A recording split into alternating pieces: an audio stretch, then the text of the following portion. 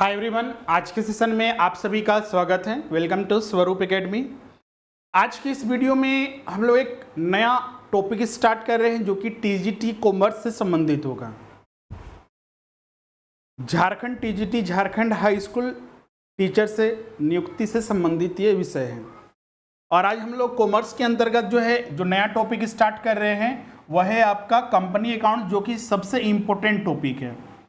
पिछले बार की भी परीक्षा में देखिएगा तो जो 150 प्रश्न पूछे जाते हैं उसमें अगर देखा जाए तो इससे भी करीब 8 से 10 जो प्रश्न हैं पूछे जाते हैं। और ये टॉपिक आपके लिए बहुत ही महत्वपूर्ण है। इसको अगर हम बेसिक लेवल से समझें तो ये हमारे लिए आसान हो जाता है। और आप समझ सकते हैं कि 8 से 10 प्रश्न अगर इससे पूछे जाएंगे और तो आप इसका वेटेज हमारे परीक्षा के लिए कितना हो सकता है। तो चलिए हम लोग वीडियो को शुरू करते हैं। जो भी छात्र अभी तक लाइव क्लासेस में नहीं जुड़े हैं, अभी स्पेशल ऑफर चल रहा है। अगर अभी आप ज्वाइन करते हैं तो जीटी कोर्स पर आपको 1800 डिस्काउंट मिलेगा और मिनिमम फीस पर आप सारे कोर्सेज ज्वाइन कर सकते हैं। इसमें आपको live class, recording, notes, test, हर चीज़ आपको मिलेगा। फुल मॉक टेस्ट आपको, और घर बैठे ऑफलाइन क्लासेस जैसा आपको सारी चीज़ें मिलेंगी। इसमें आपको प्रिंटेड मटेरियल भी आपको मिलेगा। एक्चुअली क्या होता है कि जो ये सिलेबस दिया रहता है, चाहे हम टीजीटी की बात करें, टीजीटी कॉमर्स की बात करें, तो इसके अनुसार मार्केट में कुछ भी हमें उपलब्ध नहीं होता है।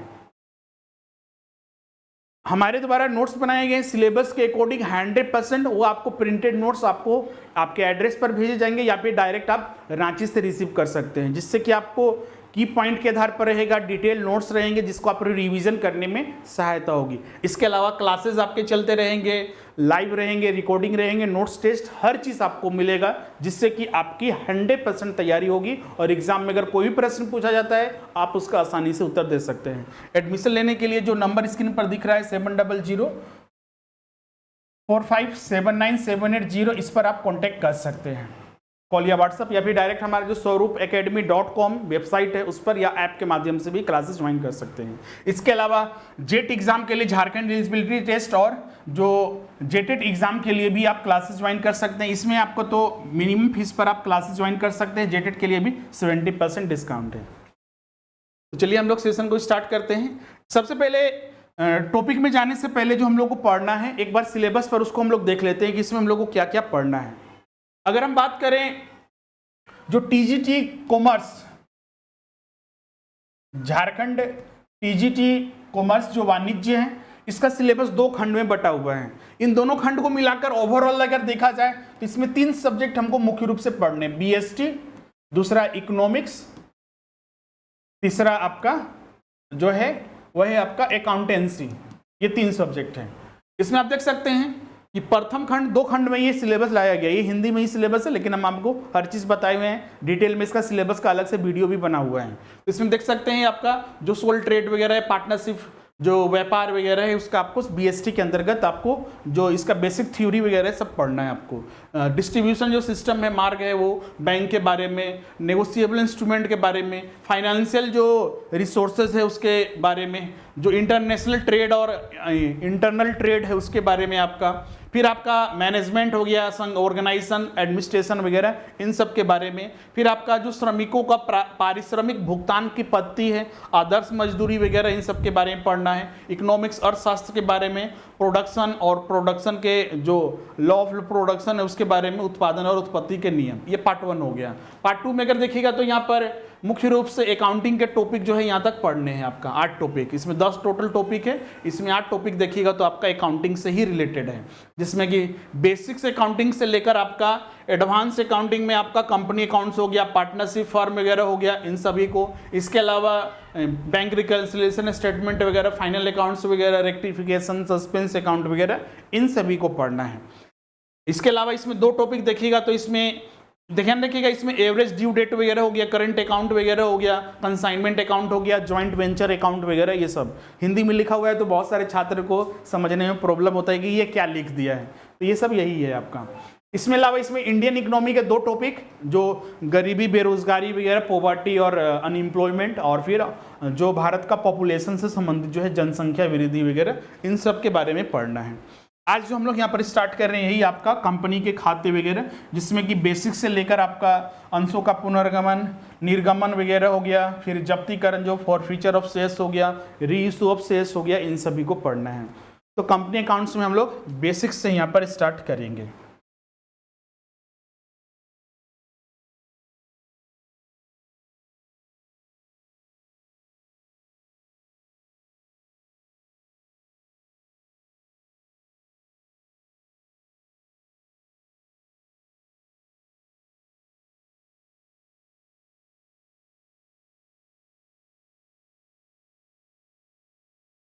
ओके, अभी क्लियर है सभी को?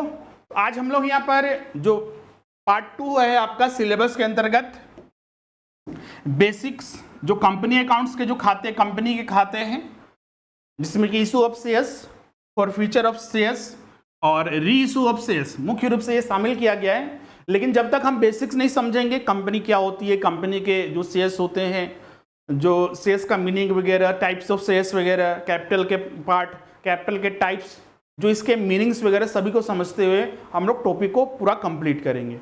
एक एक करके सभी चीज़ों को हम लोग अध्ययन करेंगे। तो चलिए हम लोग वीडियो को शुरू करते हैं। तो मुख्य रूप से जो कंपनी अकाउंट्स है आपका, कंपनी अकाउंट्स, इसके अंतर्गत सबसे पहले जो बेसिक्स चीज़ें हैं वो हमें पता होना चाहिए। बेसिक के अंतर्गत बहुत सारी चीज़ होती है, जैसे कि सबसे पहले कंपनी क्या होती है, कंपनी के बारे में, कंपनी के फीचर्स के बारे में, इसके अलावा कंपनी के जो ऑल बेसिक कॉन्सेप्ट है, जैसे कि अगर हम बेसिक समझ गए तो इसमें सबसे पहले आपका कैपिटल आएगा। तो कैपिटल होता क्या है, इसका टाइप्स क्या है, उन सब के बारे में। इसके अलावा इसमें शेयर्स है, तो शेयर्स क्या होता है, शेयर्स के टाइप्स के बारे में। फिर आपका कंपनी के भी बहुत सारे टाइप्स होते हैं, तो टाइप्स ऑफ कंपनी के बारे में, टाइप्स ऑफ कंपनी, जैसे आप सुनते होंगे कि आपका एसोसिएट कंपनी, आपका one person company, private company, public company, public limited company, तो बहुत सारे टाइप्स के जो होते हैं कंपनी होते हैं। तो एक एक करके इसको हम लोग यहाँ पर डिस्कस करेंगे। गुड मॉर्निंग, आप सभी का स्वागत है। अभी सबको क्लियर है?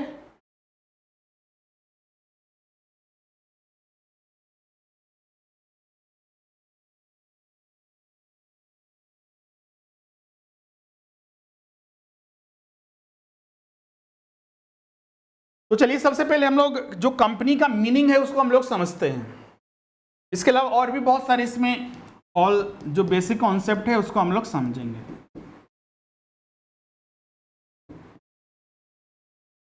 सबसे पहले कंपनी का मीनिंग।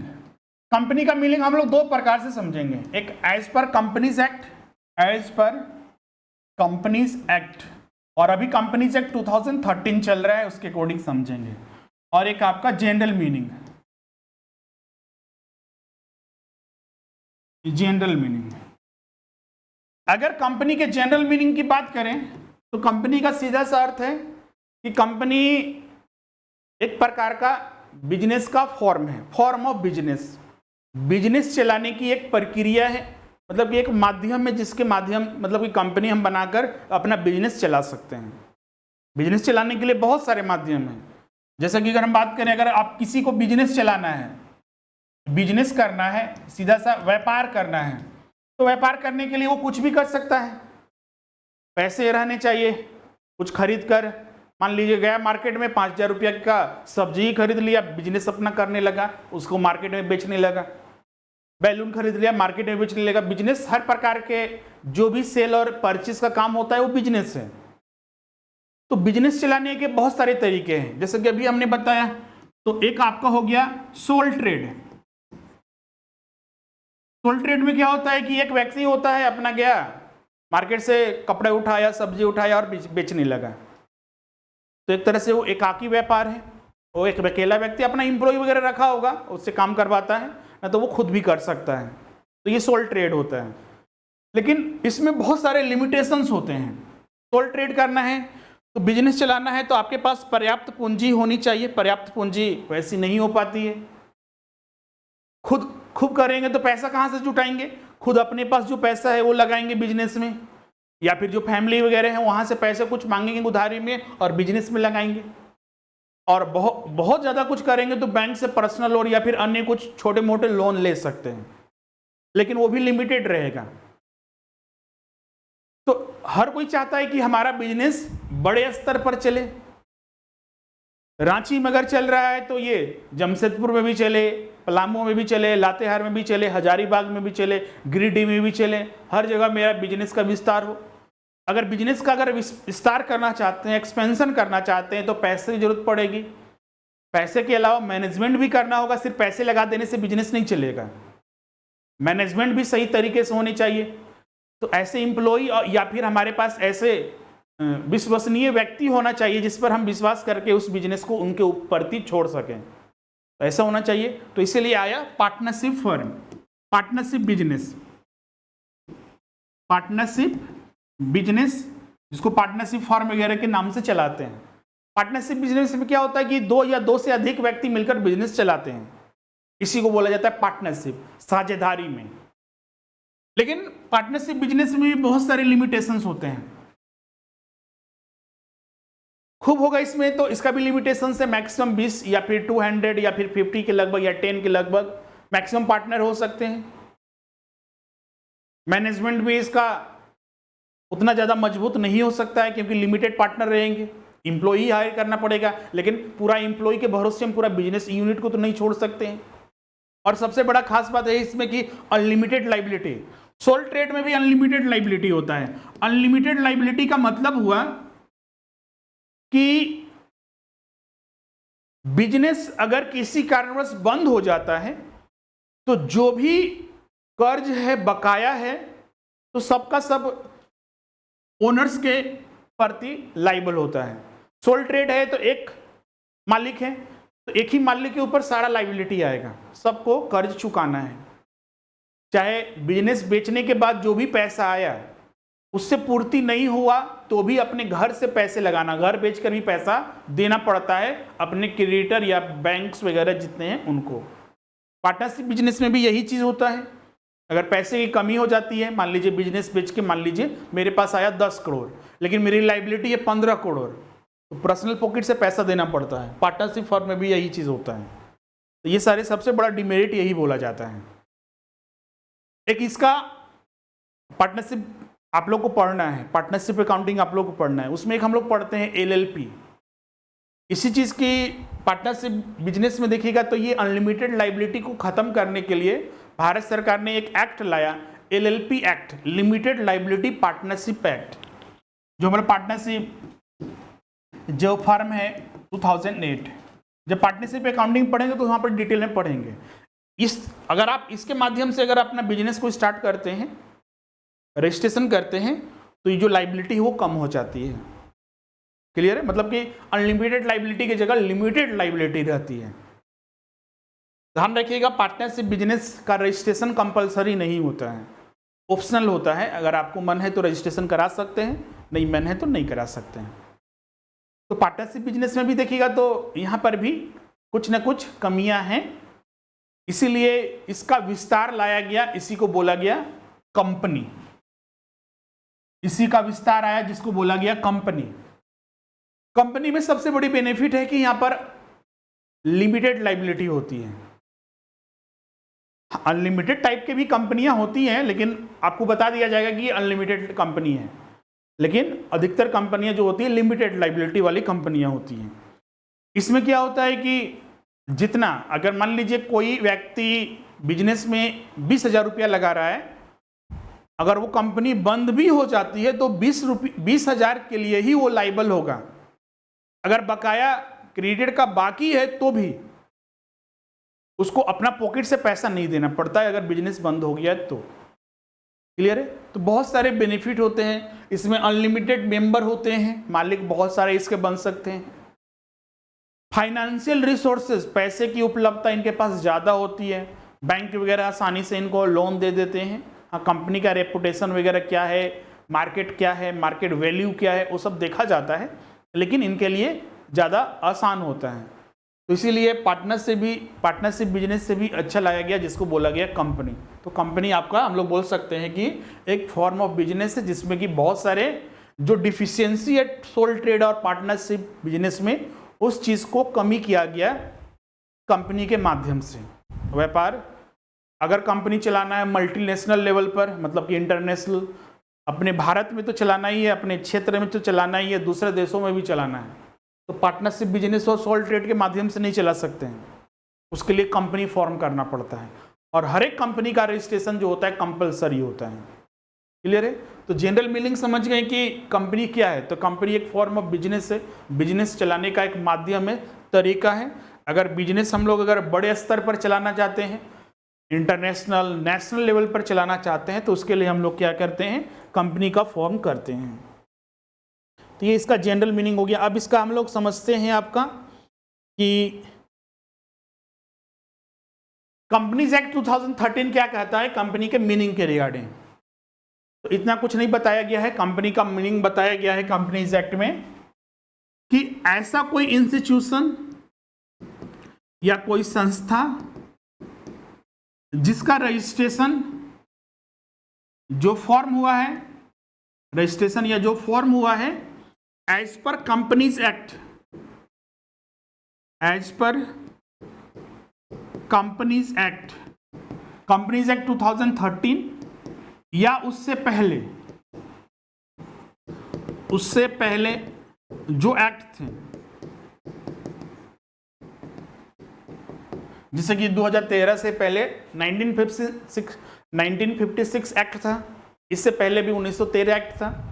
तो रजिस्ट्रेशन कंपनी हो सकता है पहले का कंपनी था तो उस एक्ट के तहत हुआ होगा, अभी कंपनी बनेगी तो इस एक्ट के तहत होगा। तो वैसे संस्था या इंस्टीट्यूशंस जिसका रजिस्ट्रेशन कंपनीज एक्ट के तहत हुआ है वो सारे के सारे कंपनी है। क्लियर है? यही मीनिंग बताया गया है कंपनीज एक्ट में। इसमें से कुछ पॉइंट है तो आप लिखना चाहते हैं तो आप इसको नोट कर सकते हैं।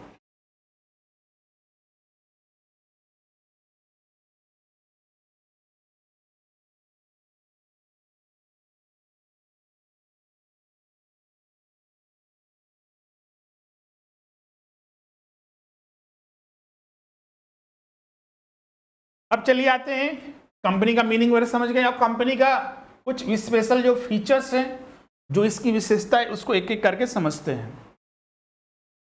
कंपनी के बारे में हम बहुत सारे चीज यहां पर बता चुके हैं। कंपनी, ध्यान रखिएगा, कंपनी का फॉर्म होता है, कंपनी बनता है लॉ के तहत और बंद भी होता है लॉ के तहत ही। कंपनी कोई भी फॉर्म खुद से नहीं कर सकता है। अगर हम किसी को बोलते हैं वो कंपनी है तो लॉ के तहत उसका रजिस्ट्रेशन हुआ होगा। अगर वो बंद भी होता है इन फ्यूचर तो लॉ के तहत ही वो बंद होगा। चीज ध्यान रखिएगा, कंपनी का अपना एक सेपरेट लीगल एंटिटी होता है, आइडेंटिटी होता है। मतलब कि जैसे एक हम और आप नेचुरल पर्सन है, तो अपना एक एग्जिस्टेंस है, आधार कार्ड है, उसके माध्यम से ही पता चलेगा कौन क्या है, क्या नाम है उसका, कितना एज है, कहाँ का रहने वाला है, ये सब पता चलता है। उसी तरह कंपनी का भी अपना एक एंटिटी, मतलब कि आइडेंटिटी होता है। लेकिन हाँ, एक नेचुरल पर्सन इसको हम लोग नहीं कह सकते हैं, ये एक आर्टिफिशियल पर्सन होता है, क्योंकि ये नेचुरल नहीं है पर्सन, एक मानव मेड है, ह्यूमन के द्वारा बनाया गया है एक संस्था के रूप में, इंस्टीट्यूशन के रूप में, इसीलिए इसको आर्टिफिशियल पर्सन कहा जाता है। लेकिन हाँ, ध्यान रखिएगा, कंपनी एक नागरिक नहीं है, सिटीजन नहीं है, इसको वोटिंग राइट्स नहीं है। अगर हमें स्वतंत्र है कि हम 18 साल पूर्व गया है तो वोटिंग राइट्स दे, मतलब वोटिंग कर सकते हैं, अपने नेता को चुन सकते हैं। कंपनी को ये सारे अधिकार नहीं होते हैं। कंपनी एक सिटीजन नहीं होता, नेचुरल नहीं होता है। क्लियर? एक आर्टिफिशियल पर्सन के रूप में इसको जाना जाता है। कंपनी का अपना सेपरेट लीगल एंटिटी। जैसे कि कंपनी कोई अपना कॉन्ट्रैक्ट भी करेगा ना, तो कंपनी के, जैसे कि हम लोग बोलते हैं कि कंपनी में देखिएगा तो बहुत सारे मेंबर्स होते हैं, कंपनी का मैनेजमेंट होता है। जैसे कि अगर सोल ट्रेड है ना, तो वहां पर देखिएगा तो बिजनेस को भी वही चला रहा है, कंपनी का, बिजनेस का मालिक भी वही है और बिजनेस को चलाने वाला भी वही है, मैनेजमेंट भी वही कर रहा है और अपने बिजनेस में पैसा भी वही लगाया है। सोल ट्रेड या पार्टनरशिप फर्म में यही चीज देखते हैं। लेकिन कंपनी अगर आती है तो कंपनी में अलग स्थिति बनती है। कंपनी को मेंबर जो होते हैं, इसके सदस्य कंपनी के मालिक होते हैं, ओनर। मैनेजमेंट, जिसको हम लोग बोर्ड ऑफ डायरेक्टर कहते हैं, ये कंपनी को चलाते हैं। मैनेजमेंट करने का काम इन लोग करते हैं। क्लियर है? लेकिन एक चीज ध्यान रखिएगा, कंपनी जब भी कॉन्ट्रैक्ट करेगी, कॉन्ट्रैक्ट जब किया जाएगा तो ये मेंबर के नाम पर या फिर बोर्ड ऑफ डायरेक्टर के नाम पर नहीं होगा, कंपनी के नाम पर ही होगा। कोई अगर मामला आता है तो कंपनी के नाम पर ही होगा। कोई अगर कोर्ट में केस चल रहा है जिसका कारण कंपनी है, तो कंपनी के नाम पर ही केस चलेगा, न कि उसके एम्प्लॉय। ये बोर्ड ऑफ डायरेक्टर क्या है? एक एम्प्लॉय है, कंपनी में काम करने वाले हैं। क्लियर है? क्योंकि कंपनी का अपना एक सेपरेट लीगल एंटिटी है, तो इसीलिए ये सारे काम जो है कंपनी खुद करती है। तो बोलिएगा सर कि कंपनी को अगर मान लीजिए सजा मिलती है तो कंपनी को क्या जेल होगा? क्योंकि ये नेचुरल पर्सन नहीं है तो इसको जेल कैसे होगा? इसके ऊपर जुर्माना लगाया जाता है। आगे हम लोग पढ़ेंगे, बहुत सारे ऐसे केसेस होते हैं, जैसे कि अगर मान लीजिए कंपनी अभी डिस्काउंट पर इशू शेयर्स नहीं कर सकते, डिस्काउंट पर इशू कर दिए तो कंपनी के ऊपर जुर्माना लगाया जाता है। और ये काम कोई किया होगा तो कोई एक एम्प्लॉय ही किया होगा। अगर कंपनी ने कोई गलत काम किया, डिस्काउंट पर शेयर्स इशू कर दिया, कंपनी के नाम पर किया गया, लेकिन कोई एम्प्लॉय ही किया होगा, तो उस एम्प्लॉय के ऊपर जो है जुर्माना और जेल दोनों होता है, जो आगे हम लोग पढ़ेंगे भी। क्लियर है? तो कंपनी अपने नाम पर कॉन्ट्रैक्ट करती है, अपने नाम पर वो केस कर सकती है, जो भी चीजें हैं वो कर सकती है।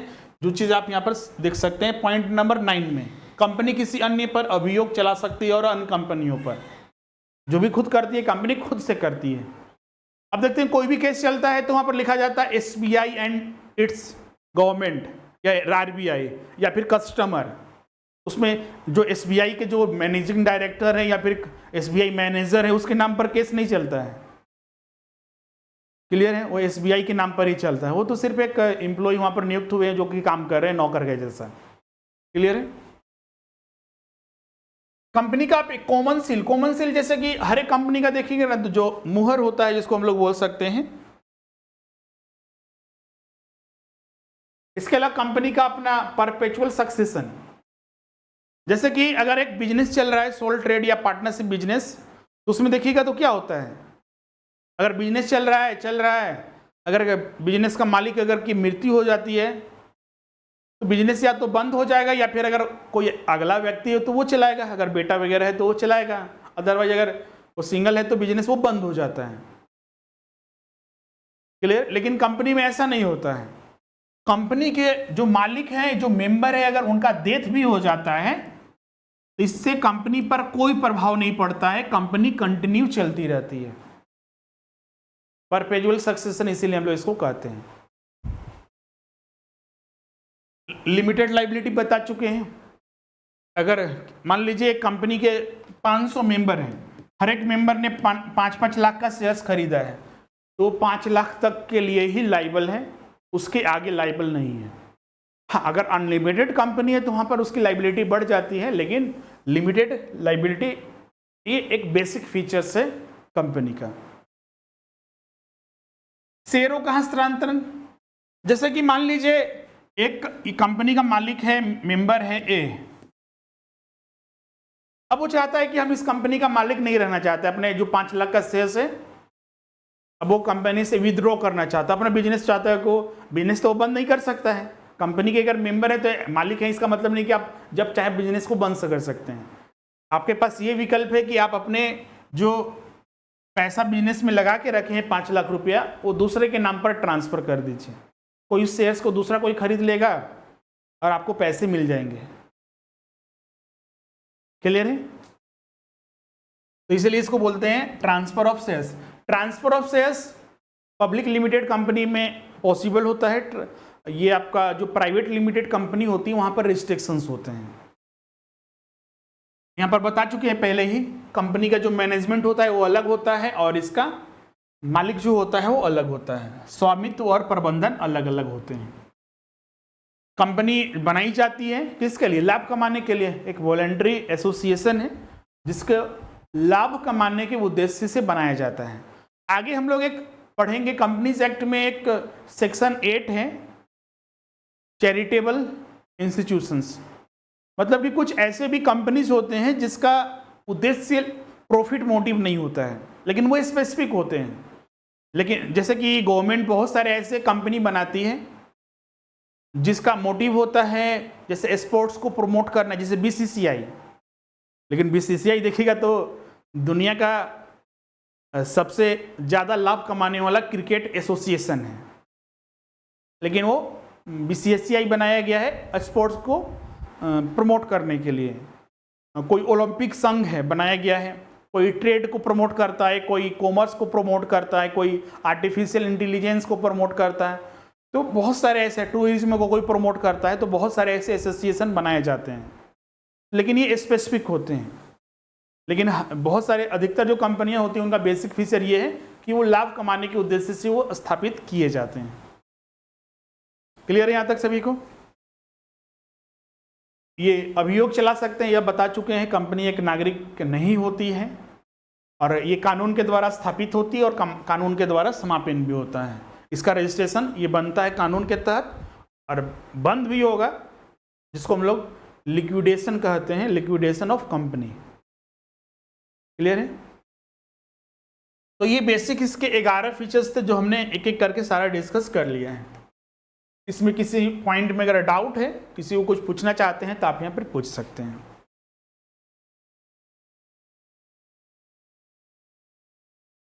क्लियर है सभी को यहाँ तक?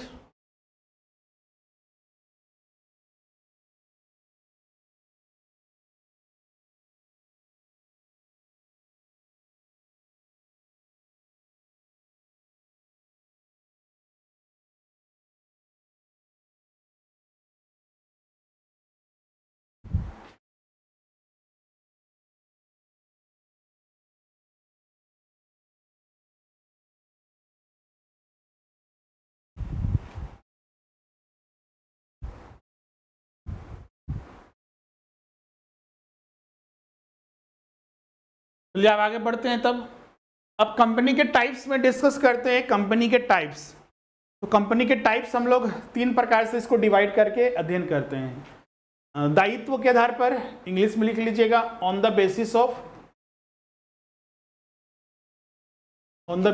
लाइबिलिटी।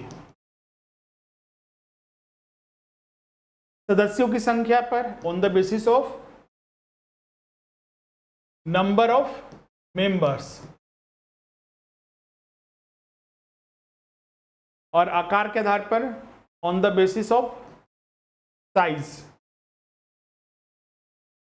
सबसे पहले हम लोग डिस्कस करते हैं on the basis of liability. Liability के बेसिस पर जो कंपनियां होती है वो 3 प्रकार की होती है। आप यहां पर देख सकते हैं, company limited by shares, limited by shares, company limited by guarantee, और एक होता है अनलिमिटेड कंपनी। ये 3 प्रकार के। अगर हम मेंबर्स के आधार पर बात करें तो 1 पर्सन कंपनी।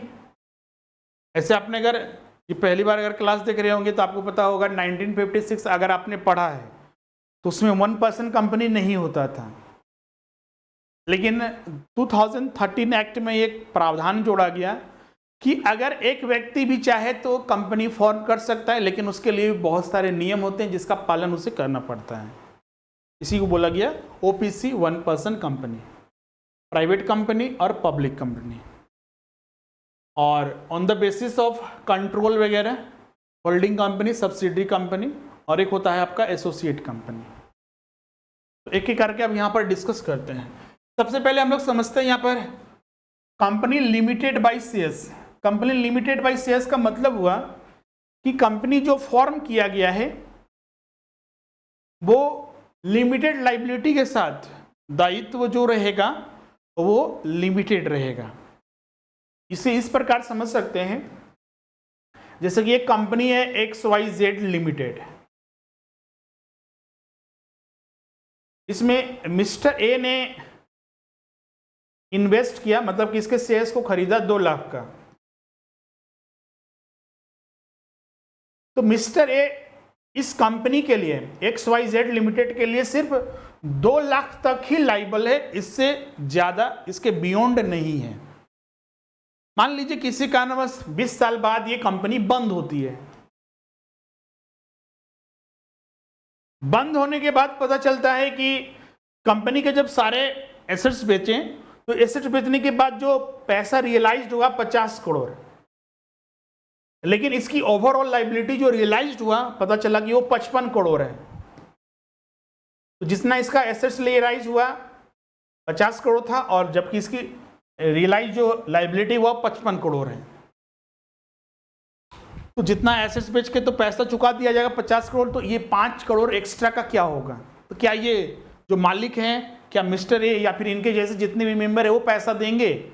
तो इसका उत्तर होगा नहीं, क्योंकि ये कंपनी लिमिटेड बाय शेयर्स है, इसीलिए जो ये 5 करोड़ होगा उसके प्रति मिस्टर ए या फिर इसके जैसे जितने भी अन्य मेंबर हैं इस कंपनी के, उसके लिए कोई लायबिलिटी नहीं एग्जिस्ट करेगी, क्योंकि ये कंपनी लिमिटेड बाय शेयर्स है। अब इसमें दूसरा होता है company limited by guarantee. Company limited by guarantee में क्या होता है कि मान लीजिए मिस्टर बी है, उसने एक कंपनी का शेयर्स खरीदा जिसका मान लीजिए ₹100 पर शेयर्स है। तो इसमें क्या होता है कि इसमें पहले से ही जो मिस्टर ए रहेगा, सॉरी मिस्टर बी है, ये गारंटी के रूप में ये रिटर्न दिया रहेगा कि जब अगर कंपनी बंद होती है तो कंपनी बंद होते समय हम मान लीजिए एक्स्ट्रा जो है ₹50 पर शेयर्स के हिसाब से पे करेंगे। ये पहले से ही गारंटी दिया रहता है। क्लियर है? अब है अनलिमिटेड कंपनी। इसी एग्जांपल को देखते हैं। जैसे एग्जांपल में था लिमिटेड कंपनी में क्या था कि मिस्टर ए को सिर्फ 2 लाख के लिए वो रिस्पॉन्सिबल है, इससे बियॉन्ड नहीं है। लेकिन यही अगर अनलिमिटेड कंपनी रहेगी तो जैसे कि ये 5 करोड़ एक्सेस यहाँ पर लाइबिलिटी है, तो जितने भी शेयर होल्डर है सभी को इस 5 करोड़ का मिलकर बकाया देना पड़ेगा। हो सकता है कि मिस्टर ए को सारे शेयर होल्डर मान लीजिए 50-50 हज़ार देते हैं एक्स्ट्रा, तो मिस्टर ए को अपने पॉकेट से 50 हज़ार और देके अपने लाइबिलिटी कंपनी के जो है उसको ख़त्म करना पड़ेगा। तो अनलिमिटेड कंपनी में यही होता है कि जब तक कि लाइबिलिटी ख़त्म नहीं हो जाती अपने पॉकेट से पैसा देना पड़ेगा, अपना पर्सनल प्रॉपर्टी बेचकर भी। क्लियर है? तो ये तीनों का मीनिंग हो चुका है। अगर इसमें किसी को कोई डाउट है, कुछ पूछना चाहते हैं तो आप यहाँ पर पूछ सकते हैं।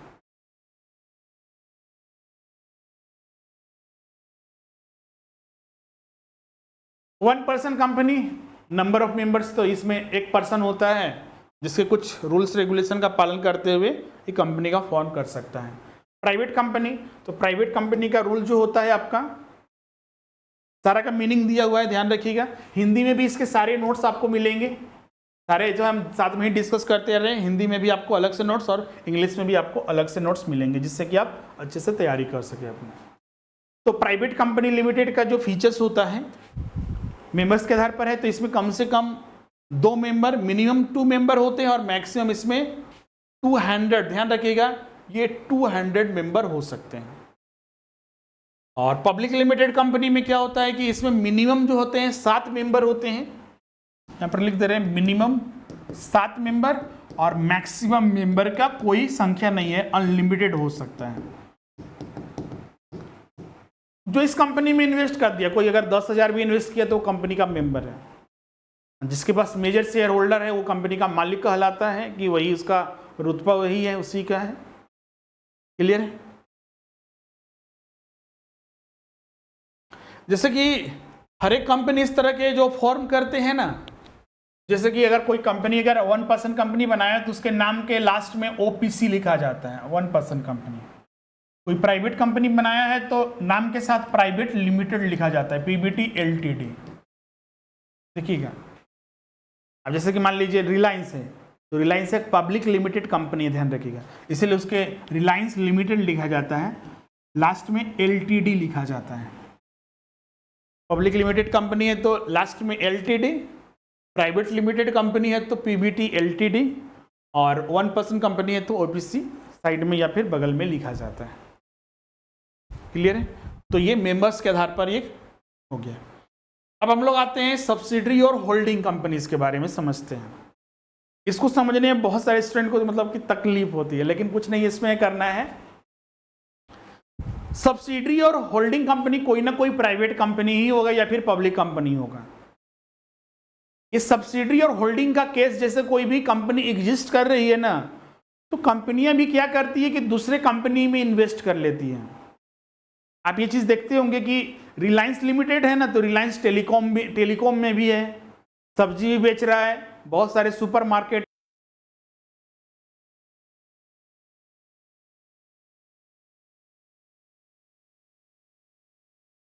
तो एक ही कंपनी के बहुत सारे और भी सब्सिडरी होते हैं। तो सब्सिडरी का मतलब हुआ कि एक मेन कंपनी होगा, मान लीजिए हम बोलते हैं इसको एच एक बोल सकते हैं कि पेरेंट कंपनी है। एच होल्डिंग कंपनी को पेरेंट कंपनी भी कहा जाता है या इसको अम्ब्रेला कंपनी भी कहा जाता है। तो अगर मान लीजिए एक एच कंपनी है, एच लिमिटेड, ये अगर किसी दूसरे कंपनी में उसके मेंबर जो बोर्ड ऑफ कंट्रोल है उसके मेंबर के कंपोजिशन को कंट्रोल करता है या फिर उसके शेयर्स का आधा से ज्यादा उसको होल्ड करता है, तो ये एक होल्डिंग कंपनी है।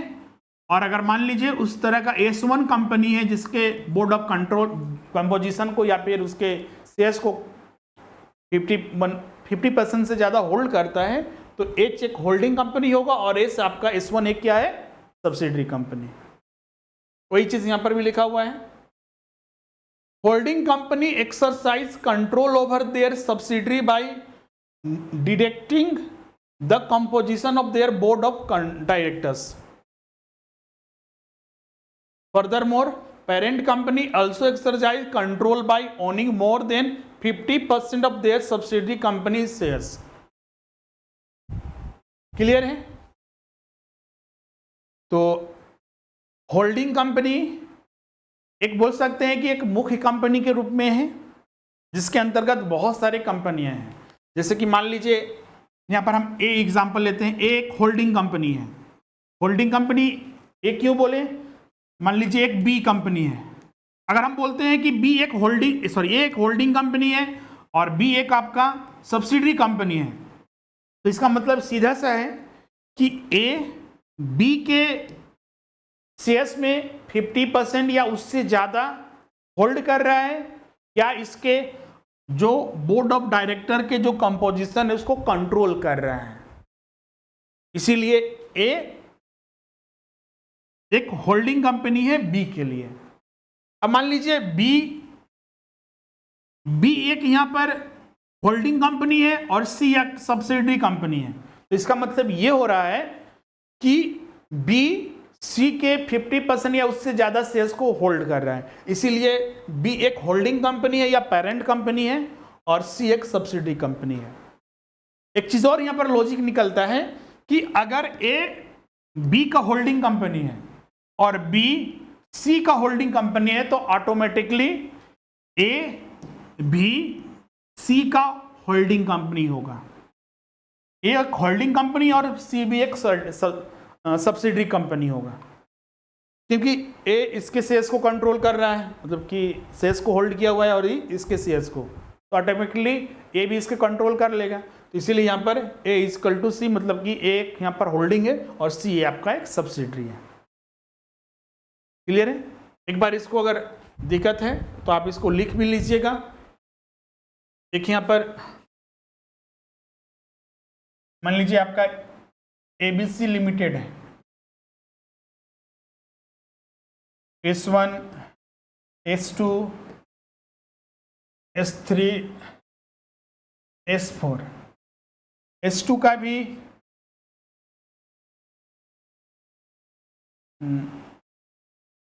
X1 X2, ये आपका एक सब्सिडरी कंपनी है, ये एक आपका होल्डिंग कंपनी है और S2 भी एक आपका सब्सिडरी कंपनी है। लेकिन X1 और X2 के लिए S2 क्या है, एक होल्डिंग कंपनी है इन दोनों के लिए। क्लियर है? X1 और X2 के लिए भी ABCD क्या है, होल्डिंग कंपनी है।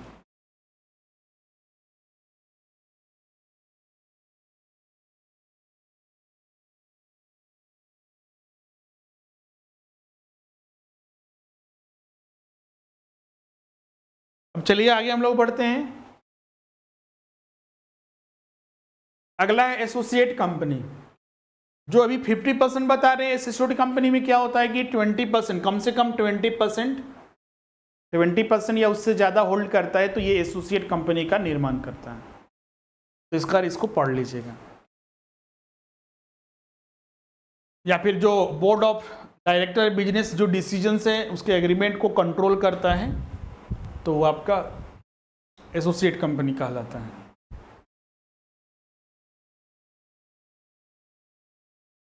अब आते हैं एक आपका चैरिटेबल कंपनी सेक्शन 8। अभी थोड़ी देर पहले बता रहे थे, कंपनी के फीचर्स में भी हम डिस्कस किए थे कि जो कंपनी का फॉर्म किया जाता है एक वॉलेंट्री एसोसिएशन होता है और प्रॉफिट मोटिव होते हैं। लेकिन हमने ये भी बताया कि कंपनीज एक्ट के सेक्शन 8 में कुछ ऐसे प्रावधान बनाए गए हैं जिसके तहत अगर उस कंपनी का फॉर्मेशन किया जाएगा तो एक चैरिटेबल पर्पज से, उसका प्रॉफिट मोटिव नहीं रहेगा, बल्कि वो क्या करेंगे कि सोसाइटी या फिर अपने रीजन में, क्षेत्र में उसी चीज़ को लोगों की भलाई के लिए या फिर लोगों के लिए अच्छाई के लिए कुछ काम करेंगे। ट्रेड हो गया उसको प्रमोट करेंगे, टूरिज्म हो गया उसको प्रमोट करेंगे, स्पोर्ट्स हो गया, खेल वगैरह हो गया उसको प्रमोट करेंगे। क्लियर है? एग्जाम में पूछा जा सकता है कि सेक्शन 8 के तहत किस तरह के कंपनीज को एग्जिस्ट करते हैं या फॉर्म किया जाता है, तो चैरिटेबल कंपनीज जो प्रॉफिट मोटिव नहीं होते हैं। चैरिटेबल कंपनीज है प्रमोशन ऑफ आर्ट्स, कला के क्षेत्र में, साइंस के क्षेत्र में, culture, religion, education, sports, trade, commerce, etc.. बहुत सारे इनके ऑब्जेक्टिव्स होते हैं, उसके आधार पर ये काम करते हैं। जैसे कि SEBI, security exchange board of India, ये क्या चीज को प्रमोट करता है, इन्वेस्टर्स, जो इन्वेस्टर्स होते हैं, जो निवेशक होते हैं, उनको सचेत करता है, उनको अवेयर करता है, उनको जागरूक करता है। 21 दिन में पैसा डबल नहीं होता है। अगर कोई इस तरह की कंपनी अगर लालच दे रही है तो उसमें पैसा मतलब कि आप इन्वेस्ट ना करें। क्लियर है?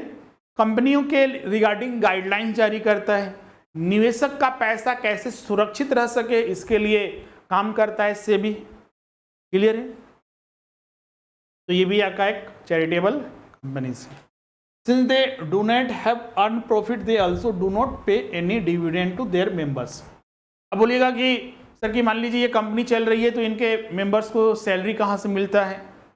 सैलरी गवर्नमेंट में, चूंकि ये गवर्नमेंट के द्वारा स्थापित होते हैं और उसी के द्वारा, या फिर जैसे बहुत सारे ऐसे होते हैं कंपनीज जो कि डोनेशन के आधार पर चलते हैं। कोई डोनेशन मिलता है तो जो अपने मान लीजिए कोई एनजीओ वगैरह टाइप के चलाते हैं तो उनको जो पैसा आता है डोनेशन के रूप में, तो उसी से लोगों की भलाई करते हैं और उसी से जो मेंबर्स होते हैं उनको सैलरी भी दिया जाता है। क्लियर है? सॉरी, जो इम्प्लॉइज होते हैं, मेंबर्स की बात नहीं करते, मेंबर्स को कोई डिविडेंड वगैरह नहीं मिलता है यहाँ पर। क्लियर है? जो इसके मेंबर्स रहते हैं उनको कोई डिविडेंड नहीं मिलता है। हाँ, जो इम्प्लॉइज, अब कोई इम्प्लॉइज काम करेगा तो उनको तो सैलरी देना ही पड़ेगा, तो उनको सैलरी कहाँ से मिलता है? सैलरी आपका इन्हीं सारी जगहों से दिया जाता है जो उनको प्राप्त होते हैं। अब इसके आगे हम लोग बढ़ते हैं, अब बात करते हैं कैपिटल के बारे में, उसके बाद हम लोग शेयर कैपिटल में चलेंगे। कैपिटल जिसको हिंदी में बोला जाता है पूंजी। तो कैपिटल क्या होता है? तो कैपिटल का सीधा सा अर्थ है आपका पैसा। किसका पैसा? मालिक का।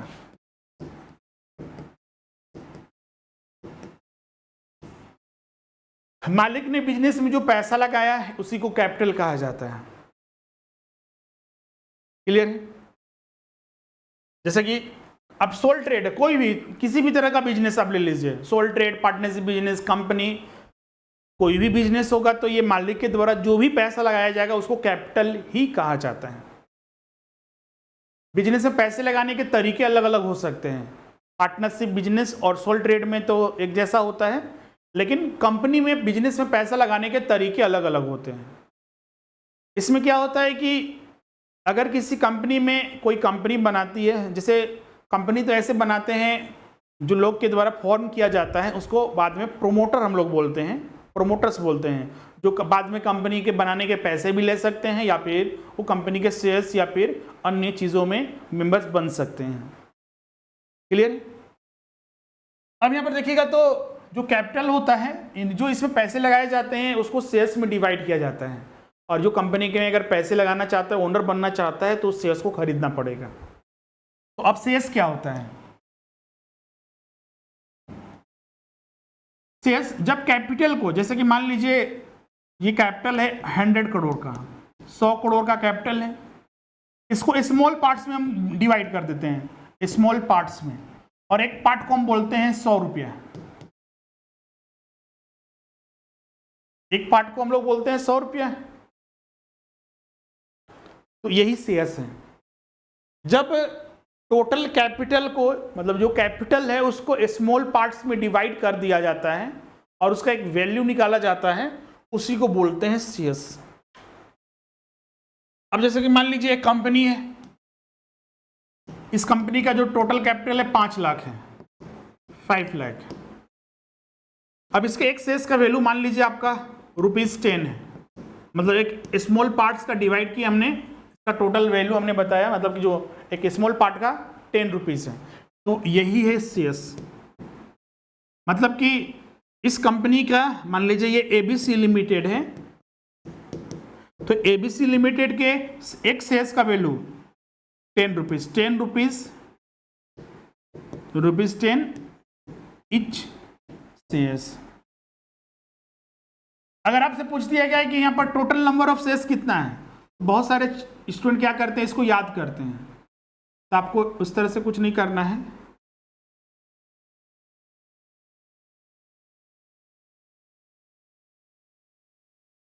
तो आप यहां पर क्या कीजिएगा, नंबर ऑफ शेयर्स कैलकुलेट करना है, नंबर ऑफ शेयर्स। बुक्स वगैरह में तो इसका फॉर्मूला लिखा रहता है, आप सीधा यहाँ डायरेक्ट कैलकुलेट कर सकते हैं, यूनिटरी मेथड है आपका बेसिक्स। तो नंबर ऑफ शेयर्स कैलकुलेट करने के लिए तो टोटल जितना कैपिटल है उसको डिवाइड कर देंगे जितना एक शेयर्स का वैल्यू है।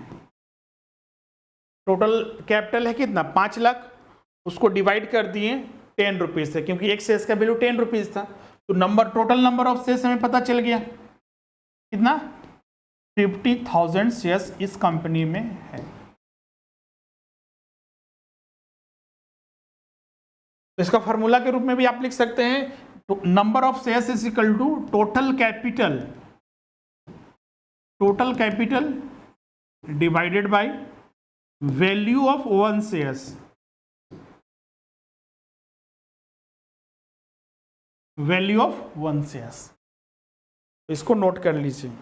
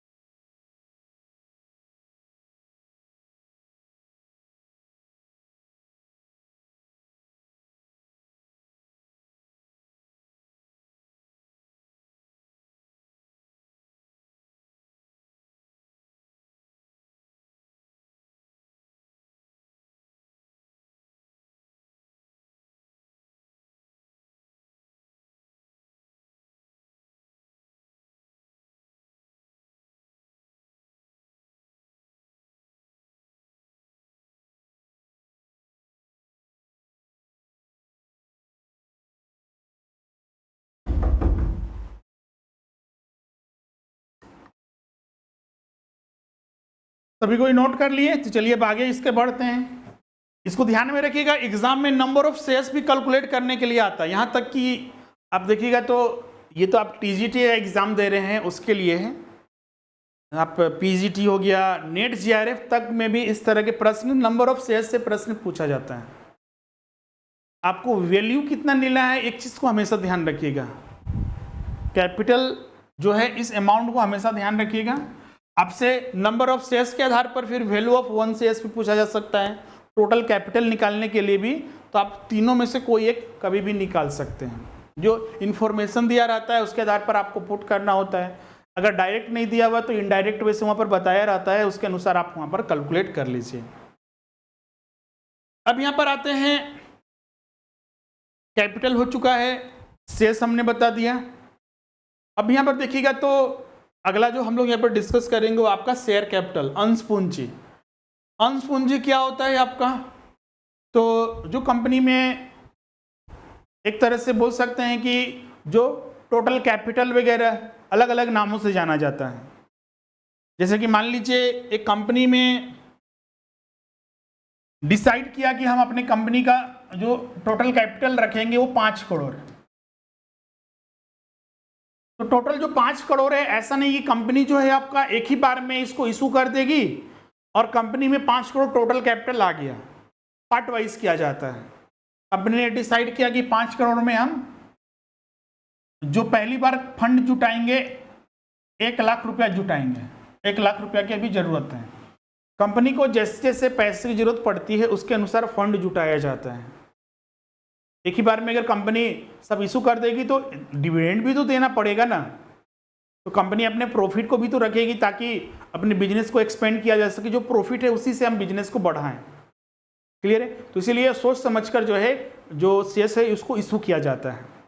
और जो टोटल कैपिटल होता है इसी को बोलते हैं ऑथोराइज्ड शेयर कैपिटल। इसको नॉमिनल कैपिटल भी कहा जाता है, नॉमिनल शेयर कैपिटल, या फिर इसको रजिस्टर्ड शेयर कैपिटल भी कहा जाता है। ये तीनों एक ही है। Authorised share capital, nominal share capital या फिर रजिस्टर्ड शेयर कैपिटल, ये तीनों एक ही हैं। ये क्या हो गया कि किसी कंपनी का total share capital authorised share capital है। और इसके बारे में जानकारी अब कैसे पता चलेगा कि किसी कंपनी का टोटल शेयर कैपिटल कितना है? रियल लाइफ में हम लोग जो मेमोरेंडम ऑफ एसोसिएशन होता है, मेमोरेंडम ऑफ एसोसिएशन क्या है? एक तरह का डॉक्यूमेंट है जो कंपनी जब से बनना तय होती है तब से लेकर उसके बारे में कंपनी क्या करती है, एक तरह से कंपनी का चार्टर है। इसमें हर तरह के इंफॉर्मेशन कंपनी के बिजनेस के बारे में, प्रोमोटर के बारे में, शेयर्स के बारे में, बिजनेस के बारे में, रजिस्टर्ड कहाँ है, उसका रजिस्टर्ड ऑफिस क्या है, उस सब के बारे में सब इंफॉर्मेशन होता है। तो मेमोरेंडम ऑफ एसोसिएशन में भी ऑथोराइज्ड शेयर कैपिटल का भी सारा इंफॉर्मेशन मिलता है। अब जैसे कि कंपनी ने डिसाइड किया कि एक बार में हम 1 लाख शेयर इशू करेंगे, इसी को बोलते हैं issued share capital. Issued share capital. और जो बाकी नहीं इशू है उसको अनइशूड शेयर कैपिटल कहेंगे। अब इसी में कंपनी ने 1 लाख का शेयर्स इशू किया जिसमें कि एक शेयर्स का वैल्यू जो मान लीजिए 10 रुपीज है। ये मान लीजिए एबीसी लिमिटेड एक कंपनी है, इसको आप नोट करते जाइएगा। ऐसे तो आपको सारा यहाँ पर मिलेगा, तो ये सब रटने से अच्छा है कि आप ये एग्जाम्पल के माध्यम से ये समझ लीजिए कि ये शेयर कैपिटल कौन कौन टाइप्स के। ये पहला हम बता चुके हैं, इशूड बता चुके हैं, अनइशूड यही है आपका जो नहीं इशू हुआ है। अब इसे मान लीजिए कंपनी ने डिसाइड किया 1 लाख इशू करेंगे। तो कंपनी अगर मान लीजिए 1 लाख इशू करती है तो पब्लिक इसको खरीदेगी। तो मान लीजिए कंपनी के 1 लाख शेयर्स में से 90,000 का जो शेयर कैपिटल है जो कंपनी पब्लिक ने खरीदा,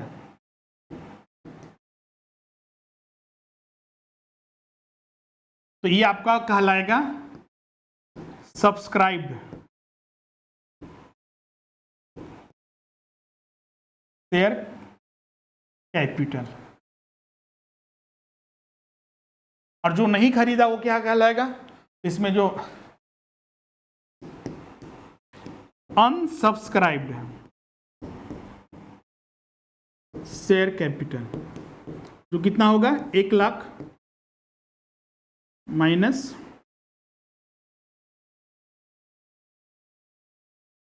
90,000, 90,000 is equal to 10,000।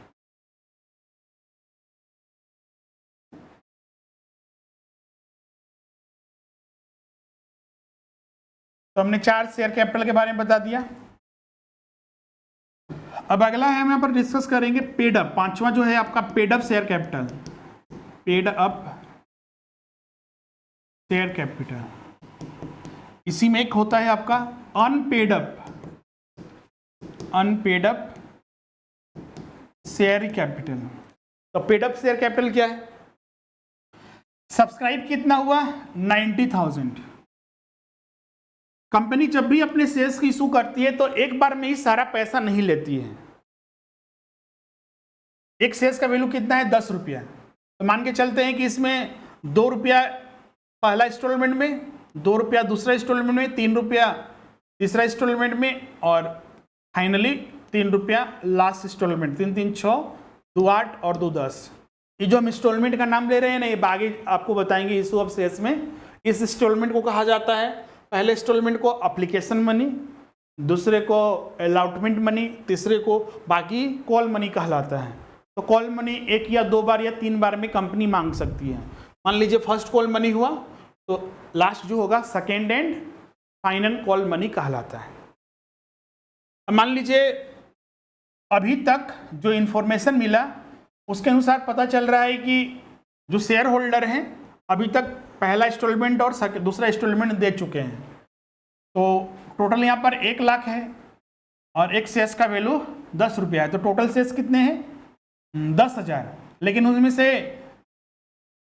90,000 he subscribe हुआ है, 90,000 कैपिटल। तो मतलब कि 90,000 डिवाइडेड बाई 10, तो टोटल शेयर्स कितना हो गया? 9,000 ही शेयर्स जो है सब्सक्राइब हुए हैं। जितना शेयर सब्सक्राइब हुआ होगा उसी का पैसा ना कंपनी को मिलेगा। तो 9,000 शेयर सब्सक्राइब हुए हैं और पेमेंट अभी तक कितना हुआ है? 2 और 2 4 रुपया। तो पेड अप शेयर कैपिटल कितना होगा? 9,000 into 4, 36,000। Paid up share capital वह कैपिटल होता है जो एक्चुअली मेंबर्स कंपनी को पैसा दे चुके हैं। इसमें भी हो सकता है कॉल्स इन एरियर है, मांगा गया पैसा लेकिन कुछ नहीं मिला, तो कॉल्स इन एरियर को यहाँ पर माइनस कर देते हैं। यहाँ पर माइनस करके दिखाते हैं कॉल्स इन एरियर। क्लियर है? और कॉल्स इन एरियर मान लीजिए कुछ मेंबर जो है पैसा अभी तक नहीं दिए हैं, अलॉटमेंट मनी, जैसे 2,000 नहीं दिया तो 2,000 को माइनस कर देंगे, तो जो बचेगा वो final paid up share capital कहलाएगा। क्लियर है? तो कॉल्स इन एरियर क्या होता है? कॉल्स इन एरियर कंपनी ने पैसा मांगा लेकिन शेयर होल्डर पैसा अभी तक नहीं दिए हैं, वो कॉल्स इन एरियर। आगे जब इशू ऑफ शेयर्स के बाद बताएंगे तो उसमें कॉल्स इन एरियर पूरा डिटेल में डिस्कस भी होगा। बस इतना अभी जान लीजिए कि कॉल्स इन एरियर वह अमाउंट है जो कंपनी ने पैसा मांगा लेकिन अभी शेयर होल्डर ने नहीं दिया है। अनपेड अप कैपिटल कितना कहलाएगा? तो 9,000। और जो पेड नहीं हुआ है, पेड कितना नहीं हुआ है? 3 3 6, 54,000। क्लियर है? एक इसमें कॉल्स इन एडवांस भी होता है। कॉल्स इन एडवांस वह अमाउंट होता है जो कंपनी ने अभी तक मांगा नहीं है लेकिन शेयर होल्डर ने अपने मन से दे दिया है। लेकिन ये तभी कंपनी अपने पास रखती है जब आर्टिकल ऑफ एसोसिएशन में ऐसा प्रावधान है कि कंपनी कॉल्स इन एडवांस अपने पास रख सकती है। अगर प्रावधान नहीं आर्टिकल्स ऑफ एसोसिएशन में तो वो कंपनी वापस कर देती है उसी शेयर होल्डर को जिससे वो मिला है।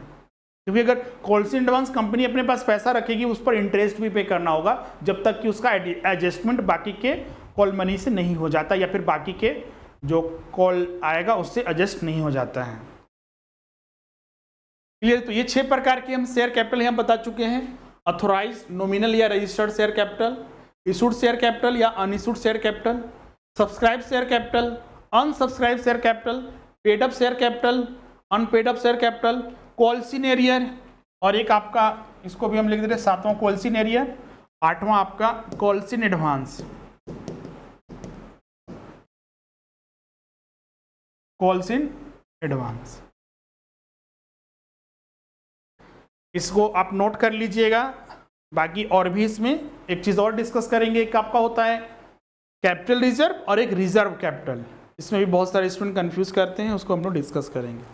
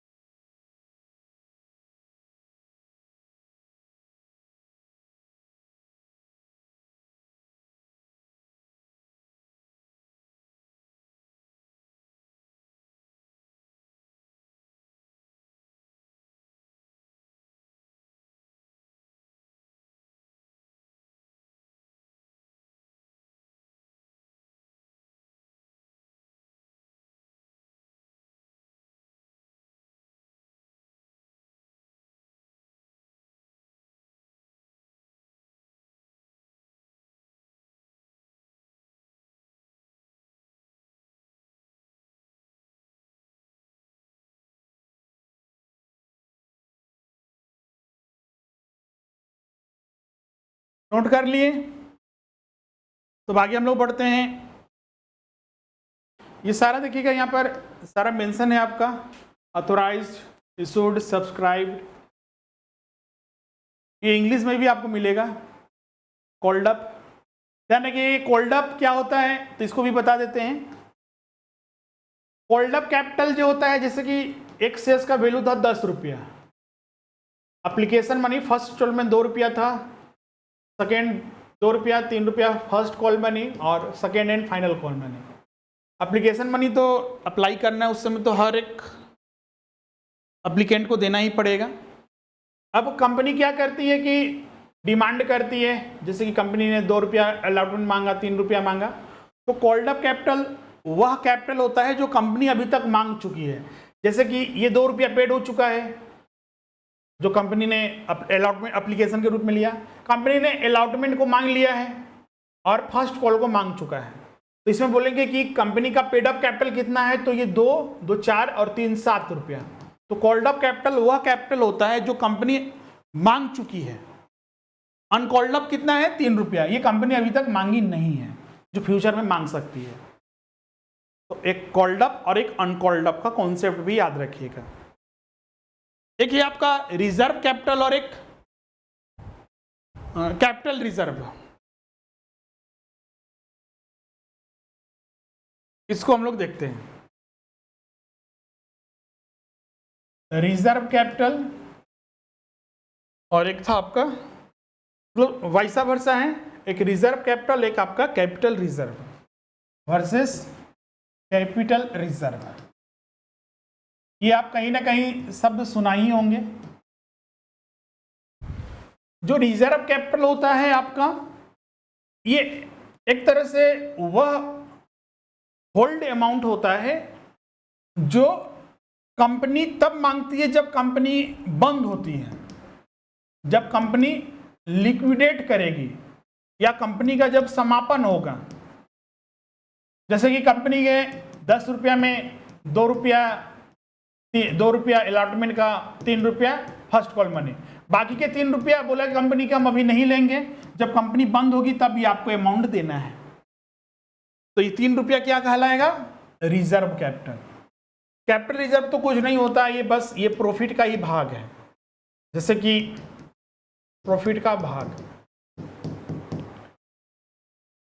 कैपिटल प्रॉफिट, जैसे कि बिजनेस में 2 तरह के प्रॉफिट होते हैं, एक रेवेन्यू प्रॉफिट और एक कैपिटल प्रॉफिट। रेवेन्यू प्रॉफिट वह प्रॉफिट होता है जो बिजनेस को डे टू डे जो एक्टिविटी होता है, जैसे कि कपड़े का बिजनेस है तो कपड़े से बेचने से जो हमें प्रॉफिट मिल रहा है वो रेवेन्यू प्रॉफिट कहलाता है, रेवेन्यू कहलाता है।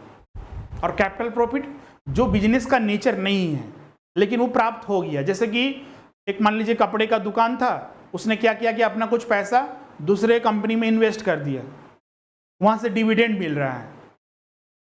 उस कंपनी का काम था कपड़ा बेचना जिससे कि वो प्रॉफिट अर्न करेगा, लेकिन अपना कुछ प्रॉफिट को दूसरे कंपनी में इन्वेस्ट कर दिया, डिविडेंड मिल रहा है, तो वो तो इन्वेस्टमेंट करना उस कंपनी का काम नहीं था, कपड़ा बेचना काम है, तो जो डिविडेंड मिलेगा तो कंपनी के लिए एक इनकम है, लेकिन वो कैपिटल इनकम या कैपिटल प्रॉफिट में वो शामिल किया जाएगा। क्लियर है? या फिर कोई एसेट्स था जिसको बेचा गया, कपड़े का बिजनेस था लेकिन कोई एसेट्स उसने बेचा, मशीनरी बेचा, तो उससे कुछ प्रॉफिट हुआ, तो वो आपका कैपिटल प्रॉफिट कहलाएगा। क्लियर है? तो कैपिटल प्रॉफिट से ही कैपिटल रिजर्व भी क्रिएट किया जाता है। बिजनेस में जो एनुअल इनकम होता है वही कैपिटल प्रॉफिट होता है, और उसी कैपिटल प्रॉफिट से कुछ हिस्सा हम लोग कैपिटल रिजर्व में रखते हैं, जो बाद में यूज किया जाता है कैपिटल, जैसे कि बाद में बहुत सारे अन्य जो वर्क होते हैं, जैसे कि मान लीजिए कंपनी को कोई मशीनरी खरीदना है या फिर कोई रिजर्व रखना है, तो उसके लिए इसका उपयोग किया जाता है। तो ये एक पार्ट ऑफ प्रॉफिट है, जितना कैपिटल प्रॉफिट से ही क्रिएट किया जाता है जो कैपिटल रिजर्व बनता है, जबकि रिजर्व कैपिटल ये एक होल्ड अमाउंट होता है, जो कि कंपनी बंद होती है तब उस शेयर्स का अमाउंट को मांगा जाता है, कंपनी जब लिक्विडेट करती है। अब इसके आगे जो है आपका शेयर्स और टाइप्स ऑफ शेयर्स क्या होता है हम बता चुके हैं। अब टाइप्स ऑफ शेयर्स जिसमें कि इक्विटी शेयर्स और प्रेफरेंस शेयर्स, इसको हम लोग नेक्स्ट क्लास में डिस्कस करेंगे, जो लेक्चर हम लोग का 2 होगा। आज के सेशन में किन्हीं को कोई डाउट है, कुछ पूछना चाहते हैं तो आप यहां पर पूछ सकते हैं।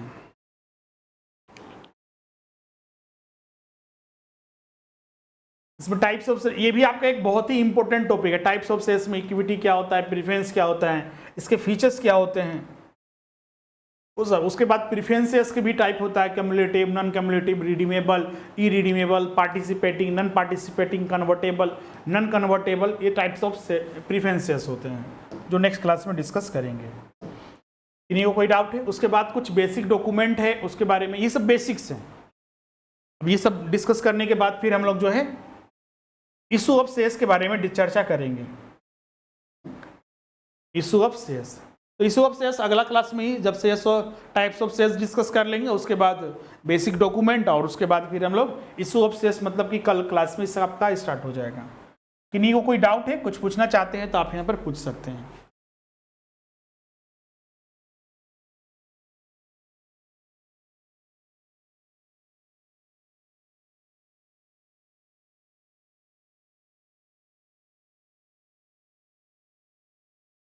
किन्हीं को कोई डाउट नहीं है?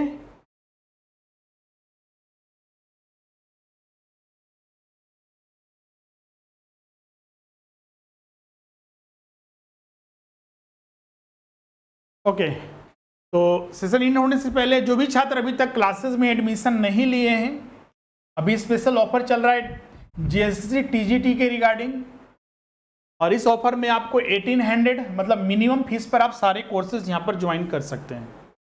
मात्र जैसे कि अगर आप पेपर 2 कॉमर्स के लिए ज्वाइन करना चाहते हैं, या फिर जो भी आप लोग का सब्जेक्ट है उसमें ज्वाइन करना चाहते हैं, तो उसके लिए मात्र 4200 रुपये, और दोनों पेपर ज्वाइन करते हैं, मतलब पेपर 1 और पेपर 2। पेपर 1 में आपका उसमें वही जीके और प्लस आपका जनरल हिंदी पढ़ना पड़ता है, जो कि क्वालिफाइंग पेपर होते हैं। उसके लिए मात्र आपका कुछ ही पैसा देना है, 5700 में आपका दोनों पेपर की तैयारी हो जाएगी।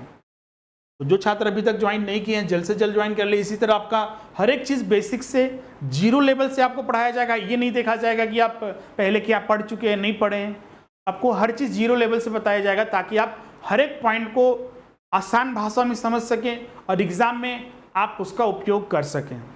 हिंदी और इंग्लिश दोनों में बाइलिंगुअल आपका कॉमर्स की क्लासेस, क्योंकि कॉमर्स देखिएगा तो बहुत सारे शब्द इंग्लिश में ही समझ में आता है हिंदी मीडियम वाले को, और कुछ शब्द जो होते हैं आपका हिंदी में ही समझ में आता है जो इंग्लिश मीडियम वाले को। इंस्ट्रक्शन वगैरह आपका इसी तरह से क्लासेस चलेंगी, जिससे आप आसानी से समझ सकें। एडमिशन लेने के लिए जो नंबर दिया हुआ है 7004579780, इस पर आप कांटेक्ट कर लीजिए। कॉल या व्हाट्सएप के माध्यम से आप यहाँ पर कांटेक्ट कर लीजिएगा। उसके बाद पेमेंट हो जाएगा, पेमेंट कर दे क्लास स्टार्ट हो जाएगा। इसके अलावा झारखंड एलिजिबिलिटी टेस्ट के लिए भी, जेटेट के लिए भी क्लासेस ज्वाइन कर सकते हैं। जेटेट में तो आपका मात्र अभी 1 to 5 के लिए 1500 रुपये और 6 to 8 के लिए 2600 रुपये आपको मात्र पड़ रहा है। तो आज का सेशन हमने वहीं पर एंड करते हैं, मिलते हैं अब नेक्स्ट सेशन में। Thank you everyone.